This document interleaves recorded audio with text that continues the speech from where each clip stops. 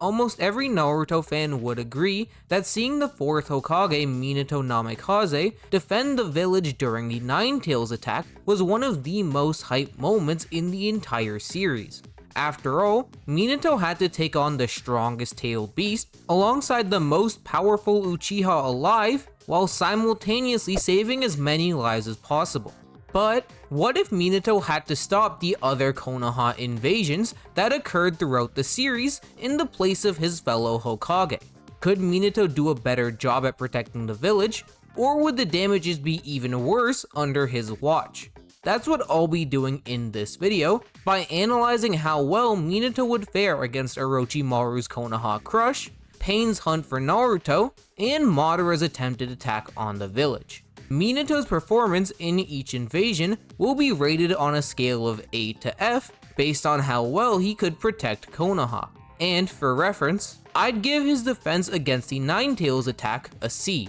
as even though Minato saved the leaf and did great considering the insane circumstances, half of the village was still destroyed in the process. Starting off, if Minato was in Hiruzen's place against Orochimaru, he would do very well. Orochimaru's main strategy to take the leaf down involved trapping Hiruzen in the Four Flames formation barrier and letting his forces rampage in the village while Hiruzen is stuck. However, since Minato has the Flying Raijin and multiple markings placed around the village, Orochimaru wouldn't be able to keep him in place with a barrier. This means that unlike Hiruzen, Minato has the initiative to take on anyone he wants first, including Orochimaru himself, Gaara, or the army of Sound Shinobi. Of these three options, Minato would probably choose to handle Orochimaru first, since he knows that Gai, Kakashi, and Asuma are more than enough to handle the basic shinobi,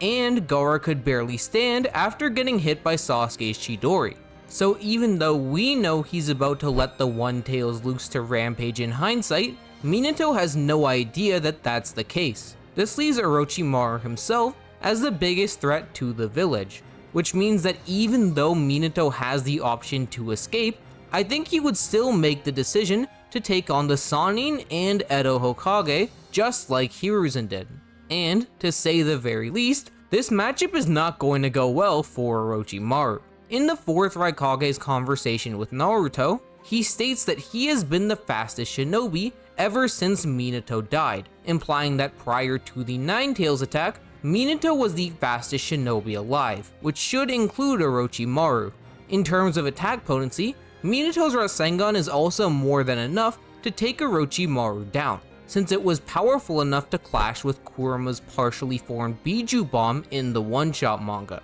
Obviously, the Biju Bomb was not at full power here, but it is still bigger than the one Orochimaru conceded would kill him. So the fact that Minato overpowered this attack likely means that his Rasengan could take out Orochimaru as well. As for Hashirama and Tobirama, even though in their primes they would easily be a massive issue for Minato, the Edo Tensei nerfs them so badly here that they can't even hold a candle to him. I mean, we literally see that old man Hiruzen was able to fight against both of these guys at the same time. And since Minato is consistently hyped up as the strongest shinobi of his time, which includes a much stronger Hiruzen, the Edo Hokage shouldn't be very hard to deal with. To be fair, Minato doesn't have great durability feats, so if Orochimaru or one of the Hokage were to land a direct hit, they could definitely mess him up, but the problem is that it's going to be practically impossible to tag Minato in the first place,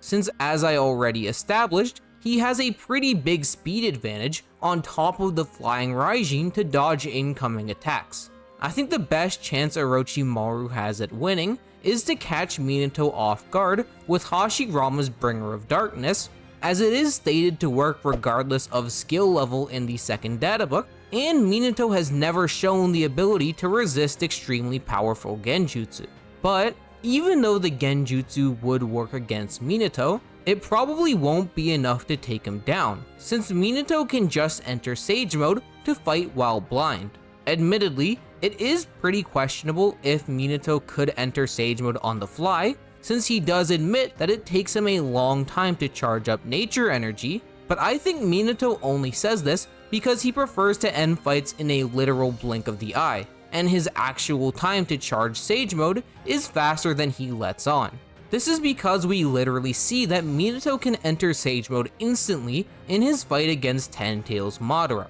which shows that he can absorb nature energy at a very rapid pace. Some people have argued that maybe Minato was just taking in nature energy while Madara was talking, since he was standing still, but the problem with this interpretation is that Minato threw a kunai at Madara's feet right before activating Sage Mode because it's not possible to move while absorbing nature energy. This means that the only time Minato had to gather nature energy was between throwing the kunai and activating Sage Mode, which are literally one panel apart, implying Minato did enter Sage Mode in an instant. Due to this, if Minato is hit with the Bringer of Darkness, he should be able to activate Sage Mode on the spot, and even though it won't last long, he can still use the exact same Flying Raijin Rasengan move he did against Madara to take Edo Hashirama down, ending the Genjutsu. This leaves no real options for Orochimaru to win, and since Minato knows the Four Sign Seal, which is stated to be capable of sealing enemies away in objects, he can seal the Edo Hokage away after beating them up, and then take down Orochimaru himself with relative ease. This is also super consistent narratively, considering that when the threat of Orochimaru was initially unveiled, Anko said that she wishes Minato were still alive, implying that he would be able to handle the Snake Sannin, which Hiruzen doesn't dispute, but tells her to stop thinking like that because it's been over a decade since Minato died. Plus, the fight between Minato and Orochimaru is practically guaranteed to be way faster than Hiruzen's, since that fight lasted over an hour, which is stated to be virtually unheard of by even the Anbu. In fact, when Sakura and Ino fought in the Chunin exams, it's stated that even 10 minutes is a ridiculous amount of time for a fight to last. So, considering that unlike this extremely boring stalemate between the Genin, Minato has a clear advantage against Orochimaru, he should be able to win in 10 minutes at the absolute slowest. This is pretty important because it means that unlike Hiruzen, Minato will have the opportunity to face off against Gaara and the invading shinobi before they can heavily damage the village. To be blunt, I don't think that Gaara would be a hard opponent for Minato to face, even if he lets the One Tails completely take over, because the transformation fails if Gaara is forcibly woken up, which we see Naruto do by transforming Gamabunta into a fox to get in close and then hit Gaara with the headbutt. Since Minato can also summon Gamabunta and did it in character on the day of the Nine Tails attack, there is no reason why he shouldn't be able to replicate the exact same stunt that Naruto pulled.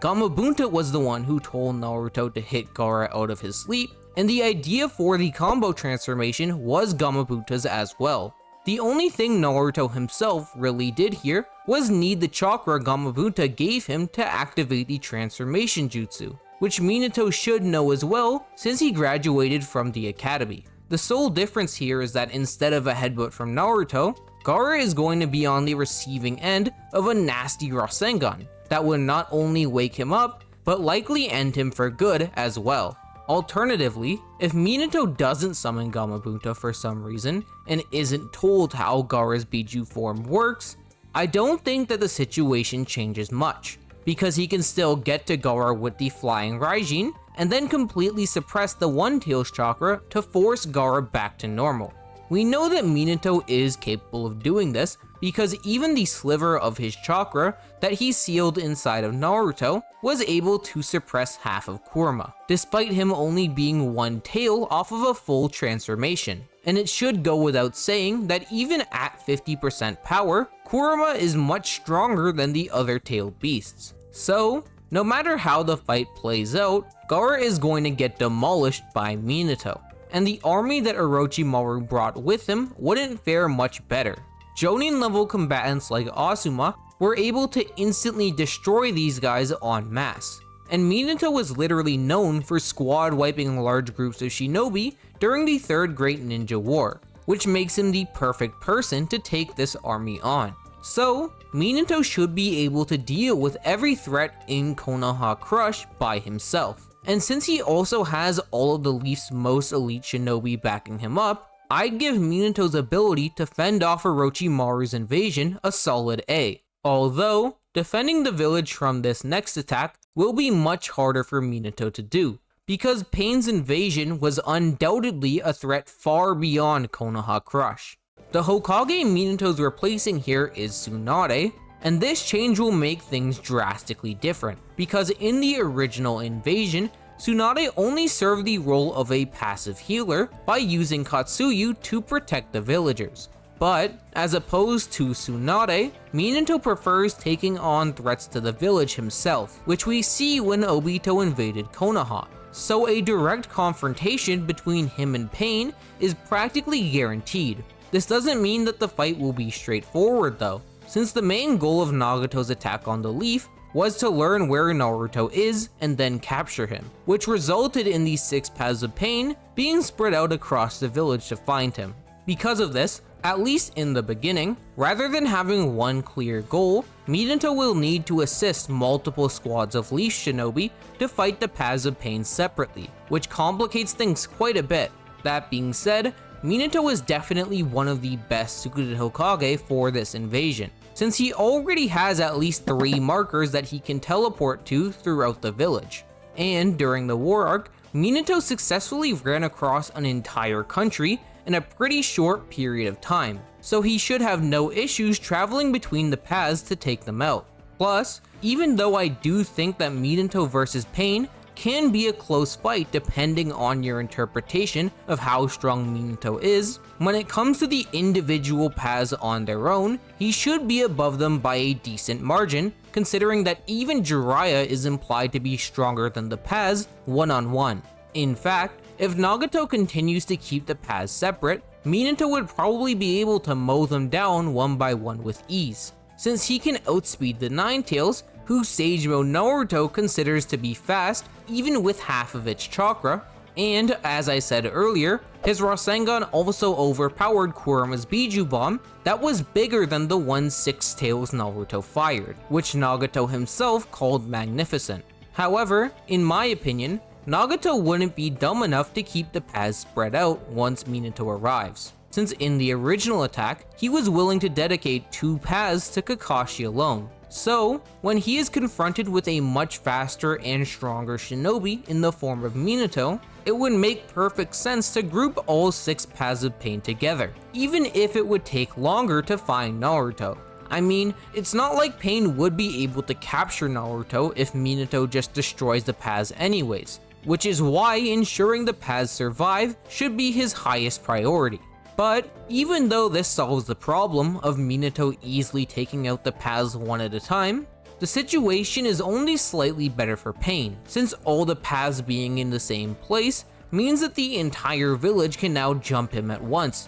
rather than being split up like before. Kakashi alone should be enough to stall one of the paths of Pain, just like he did in the original timeline, especially since Nagato will also take time to question him on Naruto's whereabouts. Plus, if you throw in Choji and Choza to help him, they should be able to outright take at least one path down, given that they got the upper hand on the Diva path originally, and would have beaten it if not for the Ashura path intervening last second. This leaves Minato and the rest of Konoha to take on whatever 5 paths wouldn't be occupied by that squad. And to be frank, I don't think that this fight ends well for Pain. Minato's Toad summons, including Gamabunta, should be more than enough to at least stall the animal path creatures, just like they did when Naruto fought Pain, with the only real exception being the multiplying dog, that would have to be stalled until the animal path itself is destroyed or personally sealed away by Minato.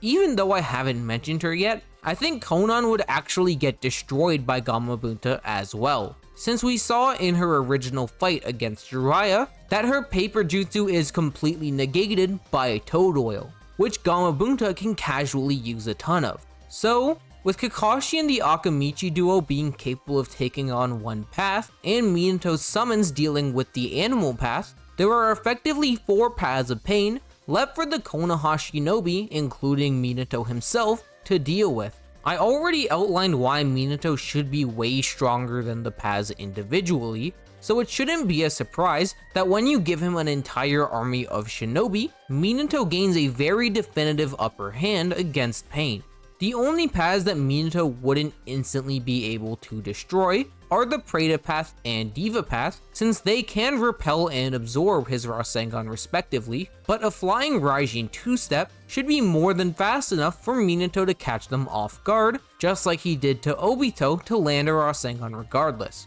On the off chance that this doesn't work for some reason though, the Diva Path still has a very exploitable 5-second window between when it can use Shinra Tensei, which is more than enough time for Minato to close the gap between them and take it out. In my opinion, the only ways that Pain could destroy Konoha are by using the chaotic Shinra Tensei like he did in the original invasion, or with Chibaku Tensei, but I don't think that Nagato would go with either of these options in character. This is because Nagato only decided to destroy Konoha after he found out that Naruto was outside the village from reading Shizune's mind, which means that in this scenario, Nagato wouldn't try to destroy the leaf because it would risk accidentally killing Naruto, and the Nine Tails by extension. Due to this, with Minato as Hokage, the leaf should be able to confidently defeat the 6 paths of pain, although not without harm to the village. In the original invasion, the moment the paths of pain entered Konoha, Nagato immediately started blowing buildings up with the Ashura path, which is probably going to happen this time too, before Minato even realizes what's going on. And if the battle between the summons takes place directly inside the village, there is absolutely going to be some level of collateral damage, despite the Toads doing their best to keep it at a minimum. Couple this with the fact that Nagato himself would actually be getting away in this scenario, since it's highly unlikely that Minato would reverse trace him in the same way that Naruto did, and I think the most suitable grade for Minato here is a B, even though the large majority of the village will almost assuredly remain unharmed. Last but not least, Minato will have to defend the Leaf Village from a one-man army in the form of Madara Uchiha, replacing Hashirama, who originally intercepted Madara in the final valley to stop him from returning to Konoha and destroying it. Unlike the previous situations where Minato was fighting directly inside the village, this is much closer to a regular versus battle, because he doesn't really have to worry about collateral damage here. However, it should go without saying that Madara is obviously a much tougher opponent to take on. And fighting outside the village is also a double-edged sword, because it means that Minato won't have the entirety of Konoha backing him up. Getting into the actual matchup, given both Minato and Madara's vast arsenal, there are a lot of different facets to this fight, so I think it's best to begin with the most simple metric to compare them, which is raw power. Even though Minato did fight Madara when they were revived in the War Arc, Madara had already obtained the 10 Tails by this point, which put him light years ahead of his Final Valley counterpart, to the degree where it doesn't really give us a good idea how alive Madara would perform. But despite there being no real way to determine whether or not Minato's more powerful than EMS Madara based on the encounters they've had, something we can do instead is go off of how they both stack up to Naruto. After all, both Minato and Madara have very clear scaling to Naruto, which is why using him as a measuring stick gives us a really good point of comparison between the two to see who's stronger. Starting with Minato, the strongest version of Naruto you could reasonably compare him to is when he first unlocks KCM2. This is because Kakashi literally confuses this version of Naruto for Minato. And while it's definitely fair to argue that this could just be based off of appearance, I think the interpretation that Kakashi was comparing them in terms of ability is still very consistent, because Minato just tells Naruto that he has to master the Nine Tails in order to beat Obito. Since the phrase mastering the Nine Tails is exclusively used to refer to KCM2, That is almost assuredly the form that Minato is referencing here. And if he thinks that KCM2 is what Naruto needs to defeat Obito, it implies that KCM1 Naruto wouldn't be strong enough to take him down. Keep in mind, Minato has already beaten Obito in a fight by the time that he's having this conversation with Naruto, which means that this Obito scaling would also place Minato himself above KCM1 Naruto by extension. So, if you go by this narrative, Minato would at the very least be in a vague area between KCM1 and KCM2 Naruto, which is why taking the comparison by Kakashi seriously is pretty consistent, especially since it's not like Kakashi had seen Naruto form the Kurama avatar or use any ninjutsu at all yet, which means that Naruto's basic physical strikes in KCM2 would be comparable to Minato's full power. However, this is pretty much the farthest you can take it, because after Naruto gets the hang of KCM2, Kurama notes that he makes Minato pale in comparison to him. People have argued in the past that this is just referring to Naruto's ability to give chakra, rather than saying that he surpassed Minato overall, which isn't really a terrible interpretation since the context of the scene was Naruto handing out chakra to the Shinobi Alliance, and Kurama mentions how it's similar to Minato putting his own chakra in Naruto's seal. But the problem is that Kurama specifically states that Naruto surpassed his parents a while ago, which means that he can't just be talking about the ability to transmit chakra, because Naruto previously had to switch with Kurama in order to give Kakashi chakra, and only learned how to do it himself the chapter before Kurama says that he surpassed Minato. Due to this, I think Kurama saying that Naruto surpassed his parents has to be about overall power, since he literally didn't have the ability to transmit chakra a while ago, which is why the statement would make no sense if that's all Kurama was referring to. Ordinarily, this wouldn't be a bad anti-feat for Minato, since Naruto had already become one of the strongest shinobi to ever live by this point in the series, but in the context of a fight against Madara, it doesn't paint a very good picture. This is because even after Sasuke absorbed Senjutsu into his Susanoo, Orochimaru notes that he still hasn't surpassed Madara, which is very relevant because he could confidently keep up with KCM2 Sage Mode Naruto, and adapt alongside him when fighting Ten Tails Obito. This implies that Madara is still stronger than both Naruto and Sasuke at this point in the series, which is extremely impressive because Naruto could fight on par with KCM Minato, who is way more powerful than his alive self.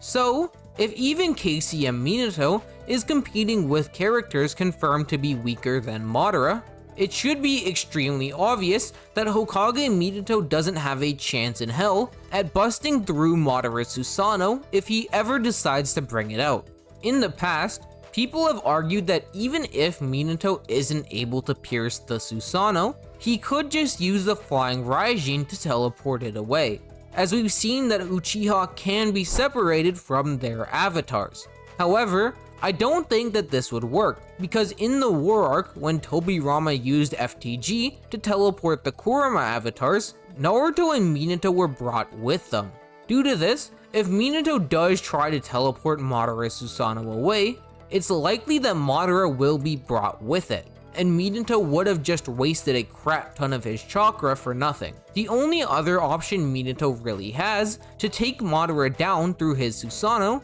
is the Reaper Death Seal. But this option would require him to win a soul tug of war with Madara, which just isn't likely because, as I said earlier, he's more powerful than KCM Minato. And while Minato did successfully use it on the Nine Tails, this is while it was being actively held down by Kushina's chains. So it's not like Minato straight up won a chakra war there. This leaves Minato with no way to get around Madara's Susanoo. And since Madara was capable of fighting for 24 hours straight, even during the Warring States era, he shouldn't have any trouble blocking with the Susanoo every time Minato tries to get in close until he gets too fatigued to evade Madara's attacks. The only way you could really argue against this is to say that Minato would blitz Madara at the beginning of the fight to either take him out instantly or mark him with the Flying Raijin, which would put Madara at a disadvantage, but the speed gap between them just isn't big enough for Minato to realistically pull something like this off.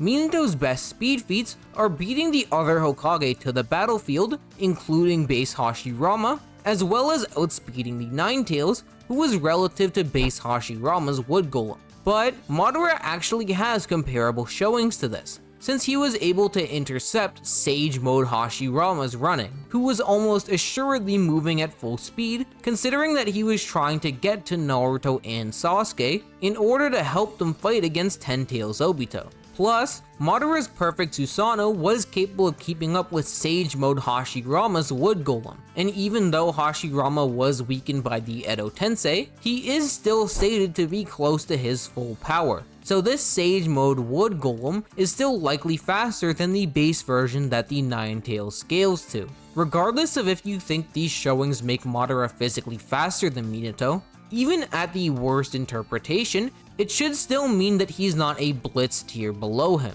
which means that Minato's best win condition of a blitz at the start of the battle probably won't be achievable. So, unfortunately, this fight would end in either Minato retreating back to the village or straight up dying in the final valley. And Konoha is absolutely screwed in both of these cases. Madara would be able to pull up to the village with the majestic attire Susanoo and rapid fire Biju bombs at them, which Minato would have no way to defend against since he can only teleport one at a time. And since this is the most likely result, Minato's grade here is going to have to be an F, because the entire village is going to get obliterated by Madara. Thanks for watching. If you want to watch another video by me, make sure to check out this one, where I talk about Hashirama versus Obito. Otherwise, I'll see you guys next time. Later!